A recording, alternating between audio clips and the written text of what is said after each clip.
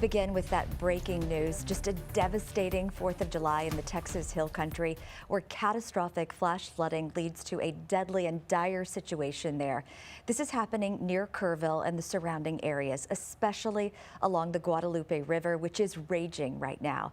Now, here's what we know as the situation is changing by the minute. The Kerr County judge confirms there are fatalities, 6 confirmed at this point. He would not say how many people are missing, though, right now. A press conference just wrapped in the last few minutes.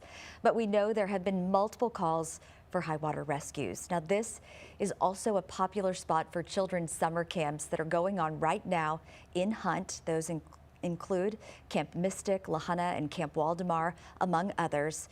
He also wouldn't elaborate on missing campers this afternoon. As you can imagine, there are widespread power outages in the area. First responders say that this is a very dangerous and life-threatening event and had urged residents to move to higher ground but not attempt to travel during this dangerous situation. Let's check in now with Rania Kaur from our San Antonio station. Here at Louise Hayes Park in Kerrville was supposed to be a 4th of July celebration. However, that celebration has now turned into a tragedy due to the flooding here at the Guadalupe River. Right now, law enforcement, along with multiple agencies across Texas, from Austin to Conroe to Longview to San Antonio, are all engaging in active search and rescue efforts. Louise Hayes Park was submerged. When the water receded, Kerrville Police Department confirmed 1 body was pulled. Kerr County Sheriff's Office saying there are fatalities. This flood has now turned deadly. There are no update on how many fatalities or how many people missing, as crews just actively try to help those that need rescuing. This is still an active and ongoing situation. The investigation is still continuing. We do know shelters are set up in place, but now a tragedy here in Kerr County. In Kerrville, I'm Rania Kaur.